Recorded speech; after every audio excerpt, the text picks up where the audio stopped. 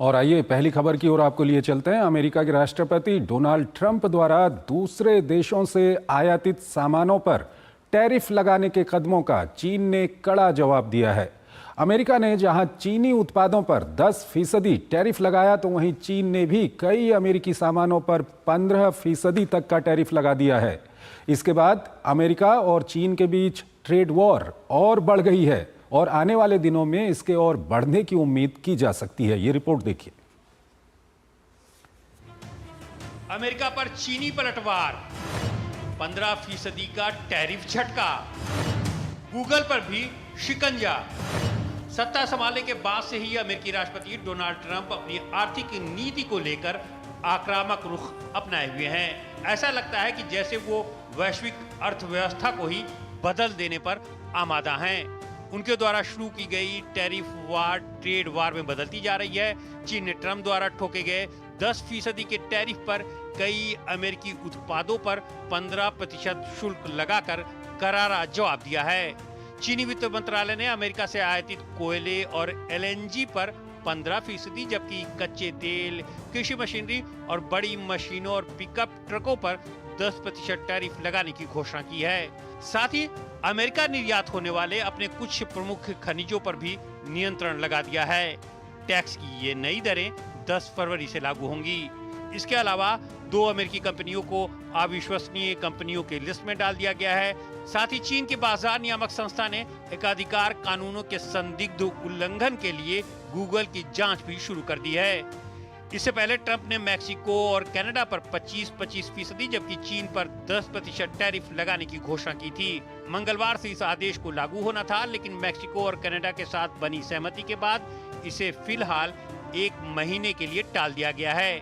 तीनों देशों पर ट्रंप का एक आरोप समान है कि इन देशों से अमेरिका में फेंटानिल की तस्करी होती है।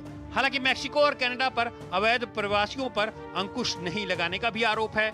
कनाडा ने पलटवार करते हुए $155 बिलियन के अमेरिकी सामानों पर 25% टैरिफ लगाने की घोषणा कर दी थी।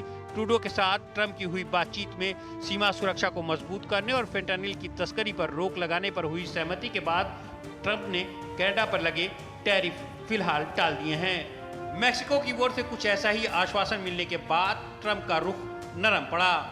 आने वाले दिनों में ट्रंप चीन के राष्ट्रपति शी जिनपिंग से भी बात कर सकते हैं। अब देखना ये होगा कि क्या उन्हें भी कनाडा और मैक्सिको की तरह ही राहत मिलेगी या ट्रंप अपने अड़ियल रवैये पर कायम रहेंगे।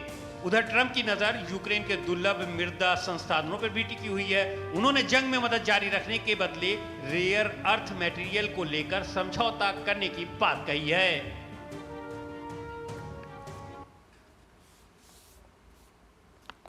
अभी हम इस खबर पर अपने विशेषज्ञ मेहमान के साथ चर्चा भी करेंगे, लेकिन उससे पहले एक छोटा सा ब्रेक लेते हैं। खाने में कोई स्वाद नहीं है। अरे किफायती लाल सस्ते वाले दाल मसाले स्वाद हुआ बेकार। इधर कीमती लाल को देखो खाना बना कमाल। MDH की हल्दी मिर्ची धनिया करे कमाल। ये रंग दे, ये खुशबू दे, ये तीखा, ये कम पड़े। क्या निराला MDH मसाला। मेरी पसंद, मेरी पसंद, मेरी पसंद, मेरी पसंद, हमारी पसंद, हम सबकी पसंद। मजबूत देश का मजबूत सरिया हो गया स्टील।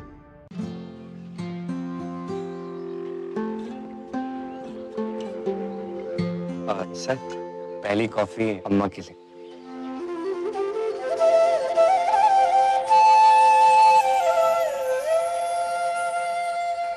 जब अपनों का साथ हो तभी होता है शुभ आरंभ। इसीलिए सिर्फ मुथूट फाइनेंस सदियों से देता आ रहा है और नई शुरुआत में अपनों जैसा भरोसा। Muthoot finance, India number 1 most trusted financial services bank. हर शुभ आरंभ में अपनों जैसा भरोसा। तो गोल्ड लोन के लिए अभी फोन कीजिए 1-800-313-1212। गोल्डी मसाले के 100 ग्राम के स्पेशल पैक्स में फ्रेशनेस लॉक है। ऐसे गोल्डी मसाले जहां जाएं रिश्ते बनाएं। स्वागत है आपका। ब्रेक के बाद अमेरिका और चीन के बीच में जो ट्रेड वॉर चल रही है उस पर अभी हम बात करेंगे, लेकिन उससे पहले एक और महत्वपूर्ण खबर की ओर हम आपको लिए चलते हैं।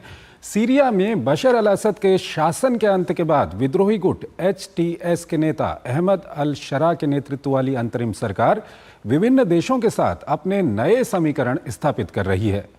कभी सीरिया में शिया वर्चस्व वाले ईरान का काफी प्रभाव था, लेकिन नए समीकरण ऐसे बन रहे हैं कि ईरान की ओर से अब सीरिया को धमकी भी मिलने लगी है। ये रिपोर्ट देखिए।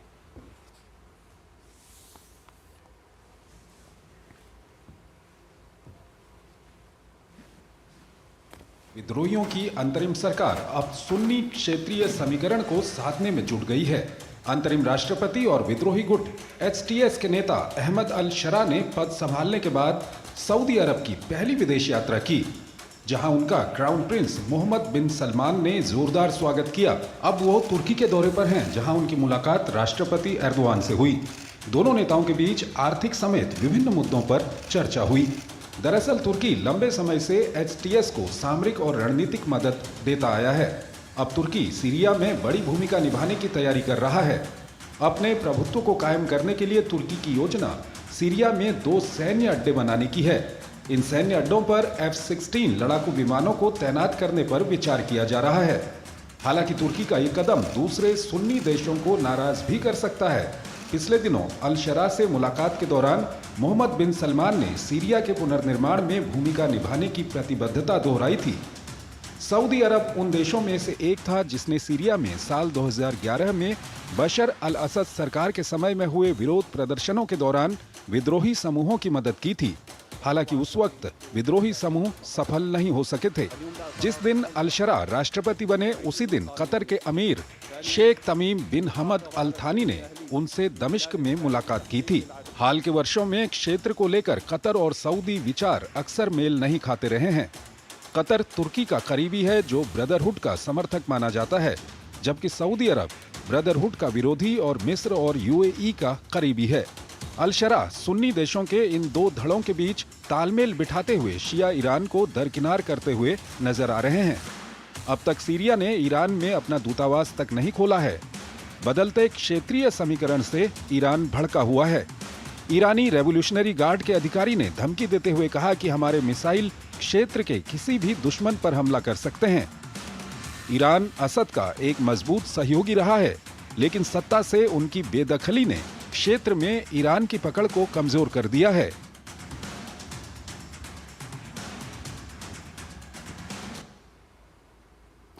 और इस खबर पर बात करने के लिए हमारे साथ जुड़ रहे हैं अतुल अनेजा, विदेशी मामलों के जानकार हैं। अतुल जी, बहुत बहुत स्वागत है आपका हमारे इस कार्यक्रम में। ये जो खबर अभी हमने दिखाई थी, खबर ये थी कि किस तरह से सीरिया के समीकरण बदल रहे हैं। कभी शिया वर्चस्व वाला जो ईरान था उसकी काफ़ी अच्छी चलती थी यहाँ पर, लेकिन अब सीरिया जो है सुन्नी वर्चस्व वहाँ पर हो गया है। तो ये समीकरण बदल रहे हैं, चाहे सऊदी अरब की हम बात करें, तुर्की की बात करें, किस तरह से आप इसको एक्सप्लेन करना चाहेंगे? हाँ जी, एक तरफ तो ये जो ईरान की जो पकड़ थी, जिसको रेजिस्टेंस फ्रंट कहते थे, उसमें ईरान स्तंभित था और उसके साथ साथ हिजबुल्लाह जुड़े हुए थे वहाँ लेबनान में, हूती जुड़े थे यमन में, और सीरिया की जो रजीम थी बशर अल असद की वो साथ में थी, तो और हमास उधर पैलेस्टाइन में। तो ये एक तरह से एक 4 कॉर्नर्ड अलायंस थी जो टूट गई है। हमास की जो भी युद्ध हुआ है, गाज़ा का जो युद्ध हुआ है, उस पर यह अलायंस टूट गई है। हिजबुल्लाह कमज़ोर पड़ गया है और बशर अल असद की जो सरकार का तख्ता पलटा गया है। हूती कमज़ोर पड़ गए हैं पहले से, और ईरान के ऊपर भी प्रेशर आ रहा है अब इजराइल का जी। तो इस संदर्भ में अगर देखें तो इस वक्त जीत, एक तरह से जीत वर्ड शायद सही ना हो, एक तो पलड़ा जिसका भारी है वो एक सुन्नी अलायंस का भारी है, लेकिन इसके अंदर भी दरारें हैं। जैसे आपने बात की मुस्लिम ब्रदरहुड की बात है, अगर सऊदी अरेबिया की हम बात करें तो वो एंटी मुस्लिम ब्रदरहुड है, हालांकि जो हमास है पैलेस्टाइन में वो प्रो मुस्लिम ब्रदरहुड है एक तरह से।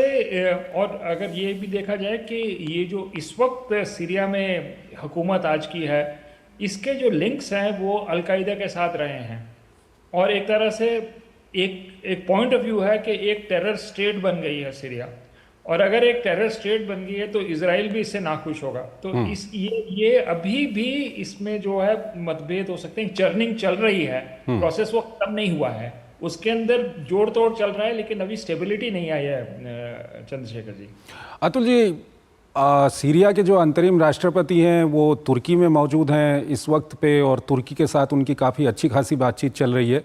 और पश्चिम एशिया की हम अगर बातचीत करें तो पश्चिम एशिया में दो बड़े खिलाड़ी उभर रहे हैं, एक इजराइल और दूसरा तुर्की है। तो तुर्की के साथ संबंधों को और इसका क्या कुछ असर पड़ेगा, क्योंकि इसकी एक पूरी हिस्ट्री है कि किस तरह से तुर्की वहाँ पर विद्रोहियों का समर्थन करा था तुर्की ने बशर अल असद के खिलाफ, क्या कुछ इसका असर पड़ेगा? देखिए, तुर्की सबसे एक अगर किसी का पलड़ा भारी हुआ है वो तुर्की का हुआ है, क्योंकि ये बहुत समय से जो तुर्की के राष्ट्रपति हैं अर्दोआन, वो इसके बशर अल असद के विरोध में बहुत कई सालों से रहे हैं। तो एक तरह से जब बशर अल असद की सरकार हटती है तो तुर्की की जो पकड़ है वो मजबूत होती है।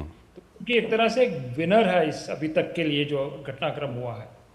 अब लेकिन दूसरी बात यह है कि हालांकि जोलानी जो अभी वहाँ पर गए हैं, तो वो तुर्की के साथ तो पुराने संबंध हैं ही हैं, लेकिन मुझे जो बात दिलचस्प लगती है जो सऊदी अरेबिया और तुर्की का तालमेल अच्छा नहीं है, मतलब दोनों की राइवलरी है, तो वो भी उसको जोड़ तोड़ करने की कोशिश की जा रही है। जो अभी के रूलर हैं सीरिया के, वो दोनों तरफ जाने की कोशिश कर रहे हैं, लेकिन दरारें बहुत ही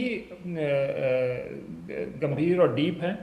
तो मुझे नहीं लगता कि एक विजिट से ये पेपर ओवर होने लगा, क्योंकि फंडामेंटल डिफरेंसेस हैं, आइडियोलॉजिकल डिफरेंसेस हैं दोनों के बीच में। तो इसीलिए मैं कह रहा था कि अभी ये शुरुआत है। मुझे लगता है कि कहीं से भी अनस्टेबिलिटी आ सकती है। इजराइल की तरफ से सऊदी क्या करेंगे अगेंस्ट मुस्लिम ब्रदरहुड, उससे आ सकती है, और तुर्की का जो बोलबाला बढ़ रहा है उससे इजराइल भी नाखुश है। तो एक तरह से अभी भी अस्थिरता इनबिल्ट है इस सिचुएशन के अंदर। अभी हम उसके पार नहीं हुए कि एक स्टेबल रेजीम आ गई है और उसके बाद फिर रिकंस्ट्रक्शन की जो दौर है वो शुरू हुआ है, उससे हम अभी काफ़ी दूर हैं। और इस सब के बीच जो ईरान की ओर से, ईरान के रेवोल्यूशनरी गार्ड्स की ओर से एक धमकी दी गई है सीरिया को। उनका कहना है कि जहां तक हमारी मिसाइल की रेंज है वहां हम मार कर सकते हैं। तो ईरान क्यों बौखलाया हुआ है इन नए समीकरणों से? देखिए, क्योंकि जो सीरिया की हुकूमत थी बशर अल असद की, वो अलाई था ईरान का। अब ईरान की जो पकड़ रीजन में कमज़ोर पड़ी है, हिजबुल्लाह भी कमज़ोर पड़ा है और सीरिया में तो तख्ता पलटा गया है। तो जो एक शिया नेटवर्क था, शिया क्रेसेंट कहते थे, वो कमज़ोर पड़ा है, इसलिए बौखलाया तो है ईरान भी उसके कारण। दूसरी बात आपने जो की है वो है धमकी की। मुझे नहीं लगता उस धमकी का ज़्यादा कोई असर है, क्योंकि अगर ईरान की तरफ से कोई अटैक होता है सीरिया पे, तो फिर इजराइल भी चुप नहीं रहेगा। क्योंकि बिल्कुल मैंने वहाँ पर 2011 में मैं वहाँ गया था, तो मैंने देखा था कि जो दमिश्क है, दमिश्क उससे और जो गोलान हाइट्स है जहाँ से इजराइल आ रही है, कोई वो फासला कोई 40 मिनट में पूरा क्या पता है। ठीक है तो अतुल जी, एक अंतिम सवाल आपके सामने रख रहे हैं, इसको थोड़ा संक्षेप में बताइएगा कि पहले आपसे भी कई बार हमारी बातचीत हुई है कि बशर अल असद का जो शासन था उसको कहीं ना कहीं एक सेक्युलर शासन कहा जाता था, हालांकि कई सारी उनकी जो कमियां थी वो अलग थी। और कहीं ना कहीं हम लोग ये आशंका जता रहे थे कि जब यहाँ पर STS के विद्रोहियों के नेतृत्व में अंतरिम शासन आएगा तो आगे क्या कुछ होगा, कट्टर पंथ वहाँ पर बढ़ सकता है। क्या कुछ लगा है पिछले 1-1.5 महीने 2 महीने में आपको, किस तरह से ये जो शासन है ये आगे बढ़ रहा है? मुझे नहीं लगता कि ये कोई कॉन्फिडेंस बिल्डिंग कोई इन्होंने बात की है। हालांकि वेस्ट इनको सपोर्ट कर रहा है जो आजकल के साथ है, लेकिन जो कट्टरपंथ का सवाल है, मुझे लगता है कि उसका खतरा बहुत ज़रूरी है, बहुत ही गंभीर है।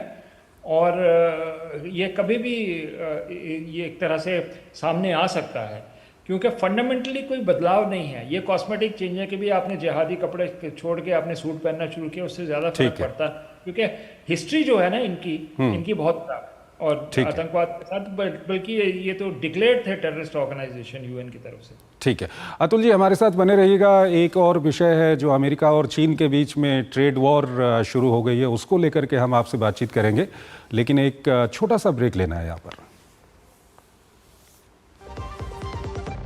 MDH का किचन किंग किचन में हो तो हम सब कुछ बना सकते हैं। बैंगन का भरता, आलू गोभी, भिंडी मसाला और भी बहुत कुछ।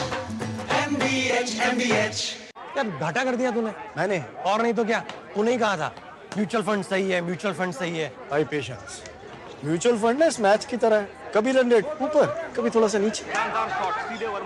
म्यूचुअल फंड्स की पिच पर जितना टाइम टिका रहेगा फायदा होने के चांसेस उतने बढ़ेंगे। सही है, म्यूचुअल फंड्स में पेशेंस रखना सही है। म्यूचुअल फंड निवेश बाजार जोखिमों के अधीन है। योजना से जुड़े सभी दस्तावेजों को ध्यान से पढ़ें।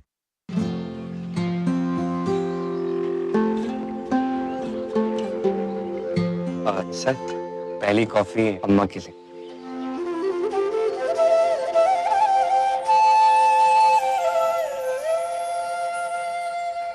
जब अपनों का साथ हो तभी होता है शुभ आरंभ। इसीलिए सिर्फ मुथूट फाइनेंस सदियों से देता आ रहा है और नई शुरुआत में अपनों जैसा भरोसा। Muthoot finance, India number 1 most trusted financial services bank. हर शुभ आरंभ में अपनों जैसा भरोसा। तो गोल्ड लोन के लिए अभी फोन कीजिए 1-800-313-1212। गोल्डी मसाले के 100 ग्राम के स्पेशल पैक्स में फ्रेशनेस, लॉक, ऐसे गोल्डी मसाले जहां जाएं रिश्ते बनाएं। स्वागत है आपके ब्रेक के बाद। आपका स्वागत है। हमने आपको खबर दिखाई थी कि किस तरह से अमेरिका और चीन के बीच में जो ट्रेड वॉर है वो शुरू हो गई है। पहले अमेरिका ने टैरिफ लगाया, उसके बाद जवाब में चीन की ओर से भी टैरिफ कई सामानों पे लगाने की बात कही गई है। अतुल अनेजा हमारे साथ जुड़े हुए हैं, विदेशी मामलों के जानकार हैं। अतुल जी, किस तरह से देख रहे हैं इस पूरे मामले को आप? चंद्रशेखर जी, शुरुआत है ये एक तरह से ट्रेड वॉर कहें या ट्रेड स्कर्मिशेस कहें, शुरुआत है। लेकिन इससे फाइनल जो एंड गेम मुझे लगती है वो एक ये परमानेंट प्रॉब्लम नहीं रहेगी। इस टाइम पे पोस्चरिंग बहुत ज़रूरी है करनी कि ट्रम्प इस तरह से जीत के आए हैं। वो कुछ कैंपेन में उन्होंने कुछ प्रोमिसेस किए हैं और चीन के तरीके के बारे में बहुत सारी चीज़ें कही हुई हैं। इकोनॉमिक, अगर जियो इकोनॉमिक डायमेंशन से देखें तो अभी ये शुरुआत है, प्रेशर टैक्टिक्स हैं। मुझे तो ये बड़ा इम्पोर्टेंट एक पॉइंट है कि इनॉग्रल से पहले जो चीनी राष्ट्रपति हैं शी जिनपिंग, उनकी ट्रम्प से बातचीत हुई है, लंबी बातचीत हुई। ठीक है, मुझे लग रहा है ये पोजीशनिंग हो रही है इस वक्त दोनों तरफ से। और अगर आप टैरिफ की बात करते हैं ना चंद्रशेखर जी, तो ये 10% वगैरह इस तरह नहीं, जैसे कनाडा के ऊपर 25%, मेक्सिको के ऊपर भी 25%। तो शुरुआती दौर है। मुझे लगता है कि ये चलेगा काफी समय तक, जब तक एक डील नहीं हो जाती दोनों की। यानी कि अतुल जी, आप बोल रहे हैं जिस तरह से यूक्रेन को कहा डोनाल्ड ट्रंप की ओर से कि आपकी हम मदद कर सकते हैं, लेकिन आपके यहाँ जो खनिज पदार्थ हैं उस तक हमारी पहुंच आपको करवानी होगी। मैक्सिको और कनाडा के साथ हमने देखा कि उन्होंने एक तरह की डील की है कि ये आप ऐसा नहीं करेंगे तो हम आप पर टैरिफ लगा देंगे, तो कहीं ना कहीं उसका असर भी हुआ। तो यही हथियार आप ये कह रहे हैं कि चीन के ऊपर भी कहीं ना कहीं आजमाया जा रहा है? वो आजमाया जा रहा है बिल्कुल, लेकिन थोड़ा इसमें ये स्थिति अलग है क्योंकि जो इंटरडिपेंडेंस है ना चीन और अमेरिका के बीच में, वो बहुत ज़्यादा है। अब आप देखें कि दुनिया का कोई 40% की मैन्युफैक्चरिंग जो है वो चीन में हो रही है। तो आप इस तरह से चीन के पास भी बार्गेनिंग के लिए काफ़ी हथियार हैं अपने। ठीक है, तो ये इसलिए अलग है ये स्थिति। लेकिन जो मेंटालिटी है ट्रम्प की वो वही है कि प्रेशर बना के रखो, और हो सकता है कि दूसरी जो साइड है वो ब्लिंक करेगी और उसके बाद कोई डील होने का एक तरह से माहौल बनता है। ठीक है अतुल जी, बहुत बहुत शुक्रिया आपका। आप हमारे इस कार्यक्रम में जुड़े और काफ़ी महत्वपूर्ण आपने जो तथ्य हैं दोनों विषयों पर हमारे दर्शकों के सामने रखे। बहुत बहुत आपका शुक्रिया। और इस कार्यक्रम में यहाँ पर अब वक्त हो गया है आज की कुछ और महत्वपूर्ण अंतर्राष्ट्रीय खबरें आपको बताने का।